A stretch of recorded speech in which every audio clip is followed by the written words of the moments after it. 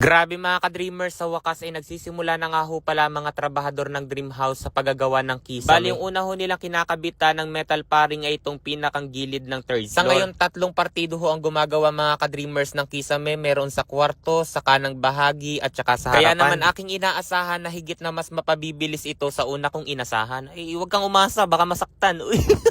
Kasi ho mga ka-dreamers, kaya marami na nagagawa sa kisame, wala naman ang ibang gawain din sa Dream House. Kaya yung 2 laborers ito inaabyad ho mga ka-dreamers yung mga nagamit na baga na 2x2 at 2x3. Ipinapipili ni Foreman para malaman yung mga patapon at kailangan pang pakinabangan. 2 araw na itong ginagawa ng laborers ho mga ka-dreamers at ito yung mga nakuha nila na pwede pang pakinabangan. At possible maaari pa namin ho yan magamit kapag magpapabakod na ako sa Dream House. Sobrang daming nakakalat din sa palibot ng Dream House ng mga kukulamber kasi yan yung ginamit nila para matapos ang structural plan. Sa totoong hahon niyan, yung ilan ay medyo parang nabubulok na. Kasi nga noong kabisihan pa ang paggawa nila sa Dream House, medyo parang napabayaan din sa ulanan at initan. Pero yung iba naman ay kusa talagang nabulok ho mga ka-dreamers kasi 6 months baga yung pagtatrabaho na nila rito. Sa aking observation ang kukulamber kapag pala nababasa tapos naiinitan, mabilis siyang gumato or mabulok. Ganun pa man, marami pa ho mga ka-dreamers ang nakuha na pwede pang pakinabangan. Sa mga curious kung magkano nagastos ko sa kukulamber para maitayo ang structural plan ng Dream House ay almost 400k baga ho. As in nag-invest ako ng ganyang halaga para maitayo yung Dream House. At marami na nga ho nakakikita ho mga ka-dreamers na medyo nakakalat lang yung kukulamber din sa palibot ng Dream House. Minsan may pumupunta rito na nangihingi. Kaunti lang naman yung kanilang kailangan kaya binibigyan ko ho kasi kakailanganin ko pa rin naman ito sa bakod. Yung iba kasi ho mga ka-dreamers nahingi at gagamitin daw para sa panara sa pinto at yung iba naman ay para raw ho sa higaan. Pero ngayon parang hindi na muna ho ako magbibigay kasi baka bumili na naman ako niyaan kapag magpapabakod ako. Pero napakasarap sa feeling na kahit papaano sa ganitong mga bagay nakatutulong ako sa iba. Kumbaga yung sa palagay ko na sobra iyon para makapagpabakod ako, yun yung ibinibigay ko. At yun yung ipino-point out ko palagi ho sa inyo mga ka-dreamers na ako kapag ako'y tumutulong, bago ako magbigay sa iba, sinisigurado ko na puno muna yung aking baso. Tapos kapag may umaawas na, yun yung bahagi na ibibigay ko para sa iba. Sapagkat sa panahon ngayon, napakahirap kapag ikaw yung nawalan. Kaya sana maunawaan ako ng iba na hindi naman siguro masama na unahin ko yung sarili ko at pamilya ko muna. Sapagkat worry ko kung kayo ang nasa sitwasyon ko, ganun din ang inyong gagawin. Dahil after all, through thick and thin, yung family mo lang talaga yung mag-i-stay. Hindi lahat ng tinutulungan natin nariyan kapag tayo mismo yung kumakailangan ng tulong. Pero hindi ibig sabihin ho noon mga ka-dreamers na hindi ako marunong tumulong sa iba. Kumbaga palagi kong itinatatak sa akin sarili noong nagkameron na ako na dapat bago ako tumulong sa iba, sinisigurado ko na puno muna yung aking baso. Dahil kung wala na laman yung aking baso, ano pa yung maibibigay ko sa iba? Kaya yung katwiran ko, pupunuin ko muna yung baso ko bago ako magbigay. Sapagkat ayaw ko na muling maranasan yung naranasan ko rati na walang-wala. Subalit kapag batid ko na deserving naman yung tao na makatanggap, why not? Kaya paalala sa mga kapwa ko ka-dreamers, dapat alam nyo kung kailan kayo magbibigay at kung kailan hindi. Ay hala, hanggang dito na lamang muna ho mga ka-dreamers. Bye-bye. Grabe mga ka-dreamers, ang daming nagtatanong kung saan nga ba ako kumukuha ng ipinagpapagawa ko ng Dream House.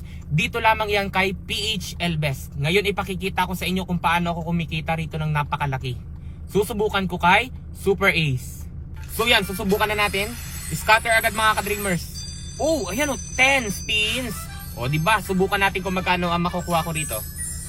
Ayan. Ayan na. Oh. 4,000 agad. 2,800. 7,200. 10,000. 12,000. Oh. 30,000. 30,000. 30,000. 30,000. Oh, grabe, ang laki na. Ang laki. Ang laki na. Oh, 1,000, 1,000, 1,000, 1,000. 1,200. 1,200. 9,000. Ayan na. Ang lakas. Ang laki. Tingnan nyo, 77,200. Ayan, tingnan nyo. Oh, 77,200. Kung nais nyo rin kumita mga ka-dreamers, ilalagay ko sa comment section ang link para mag-register at mag-deposit. Huwag nyo kalimutan mag-take ng screenshot para manalo ng 1,000 pesos.